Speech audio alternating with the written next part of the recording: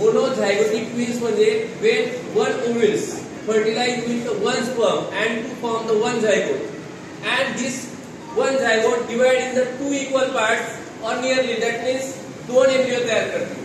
दोन एम्ब्रियो तयार झाल्यानंतर ते स्वतः डेव्हलप होतील. ते दोन एक तर मेल असतील एक तर फिमेल असतील आणि एक्झॅक्टली डुप्लिकेट असतील. कसे असतील? डुप्लिकेट. काही वेळेस कोंजॅक्ट ट्विन्स तयार होतात. दॅट मीन्स जुळे एकदम चिपकलेले सुद्धा असतात. बॉडी एकच डोकं असेल, दोन बॉडी, चार हात, सहा बोट, चार पाय, या प्रकारची जी रचना आहे ती जास्त करून मोनोझायगोटिक ट्विन्स मध्ये तयार होते. म्हणून सेल डिव्हिजन आपण चॅप्टर नंबर 6 लर्न केले, ते महत्त्वाचे. समजलं का सर्वांना? Twins form from single zygote after dividation.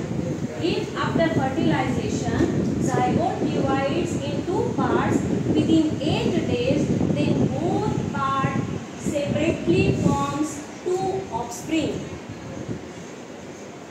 करण आणि अर्जुन हे मोनोझायगोटिक आहे. यांच्याकडे 44 प्लस XY दोघांकडे हे गुणसूत्र आहे. हे दोघांकडे कसे आले? तर जेव्हा फर्टिलायझेशनच्या वेळेला एक सेल कडून 22 प्लस X आणि स्पर्म कडून 22 प्लस Y या दोन गॅमेट्सचं युनियन होऊन झायगोट तयार होतो. म्हणजे